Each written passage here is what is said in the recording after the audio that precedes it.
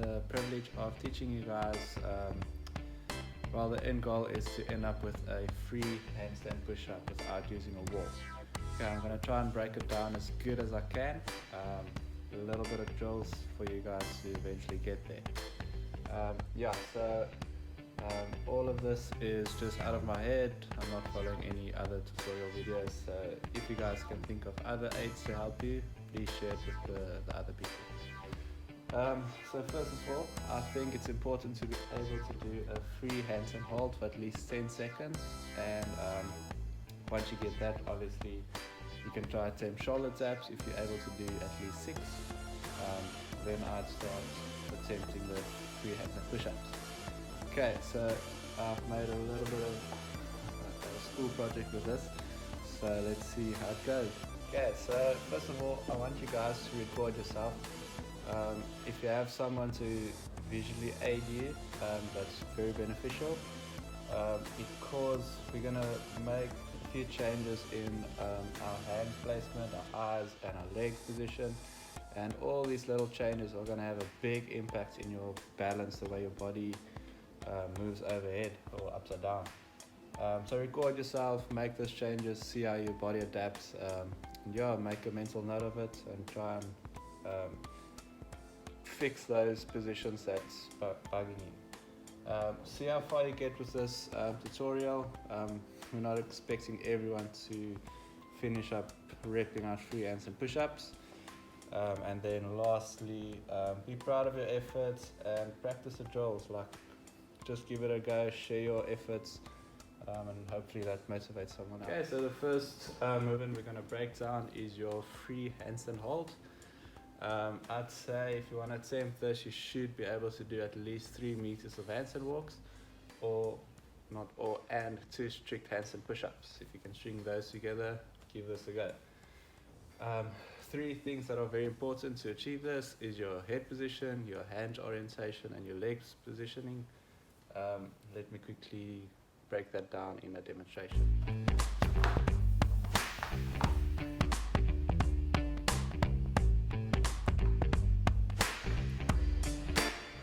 So to help you guys understand a little bit better what I'm saying, I made this drawing.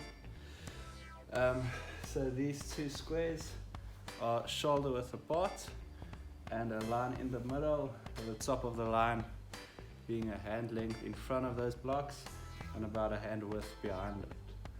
Then I made a nice spot there in the front, about another hand length in front of this side of the line. And that'll be my cue points when I kick up for a handstand hold.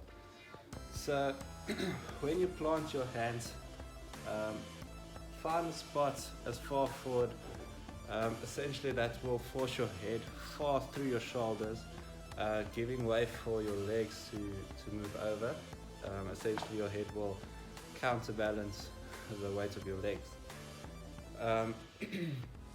As soon as you kick up and you feel comfortable, then I'd start looking back between my hands. That will essentially force your head in between your shoulders, giving you a much more stronger, stable position to press out on. Secondly, these hands, these lines indicate where your hand should be. Usually when I do handstand walks, I'll open up my hands completely. When I do handstand push-ups, 45, and when I do handstand holds, I'd keep it at 90 degrees. Reason for this is all the weight should be in your fingers and not your palms when you do a handstand hold. Reason for that, obviously, when your hands are there, you've got something to press back on. When it's open up, you only have your little thumb, and that's not enough. Then lastly, your leg positions. This is a thing most people struggle with, especially with handstand walks. We'll get there now. But just a quick summary for handstand holds, your legs should be straight, in a straight line with your body. This is very hard to get, but try and practice from the start to keep your legs as straight as possible. It will save you a ton of time practicing this. Okay, let's get to the next bullet. Once you've guys mastered the handstand holds, which is a prerequisite for the next step, your free handstand shoulder taps. If you can get at least 5 seconds of those, you can head into this. The only bullets I've added here is all the balance is in the hips. Coach Nick will do a video on push-ups and handstand push-ups and all those type of stuff. Hopefully he will give you guys penguin taps. That helps a lot with moving your hips upside down. Yeah, let me quickly demo that.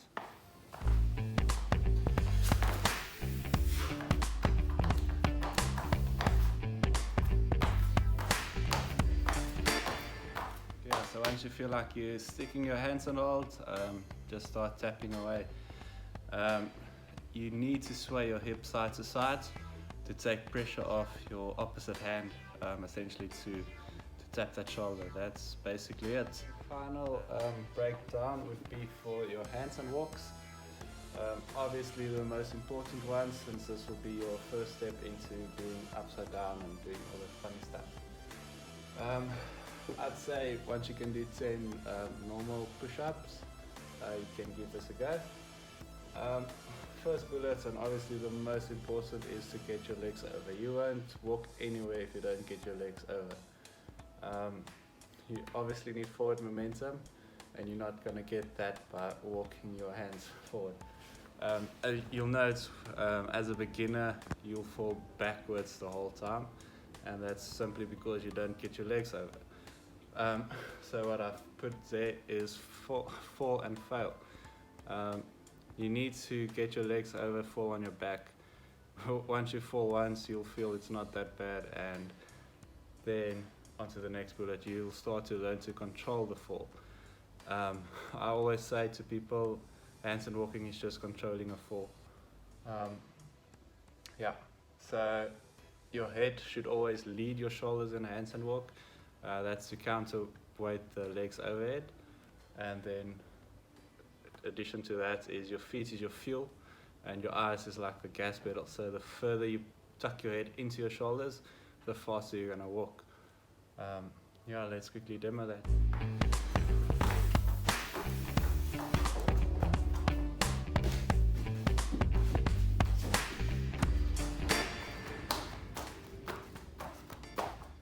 Okay, so to practice the getting your feet over, it'd be a good time to fetch old mattress or cushions lying around.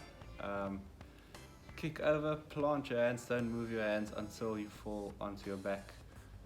If you don't have cushions or a mattress, I'm going to demo a drill for you guys to walk into a wall, and then after every attempt take about a foot length backwards.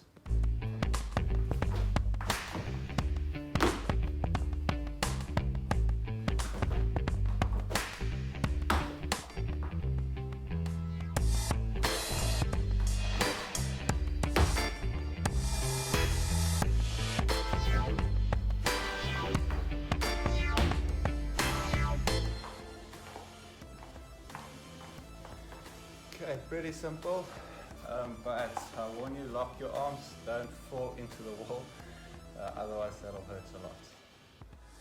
So in order to balance yourself out and not falling over or back the whole time, use your head, essentially the gas pedal. When you feel like your feet is coming over too fast, just look up more. Pushing your head further through your shoulders, you're going to arch your back a little bit. But that's going to break you from falling forward. And the same thing if you're falling backwards the whole time, just look further in between your essentially when you kick up, try and look at your palms instead of in front of your fingers, and that's going to bring your feet over very fast. But as soon as that happens, don't stop walking, then it's time to take steps with your hands. Yeah, just keep that in mind the whole time while you're walking. When you're feeling you want to fall forward, look up. If you're feeling you want to feel back, just look back. Okay, that's as simple as that. Let's go through one last demo.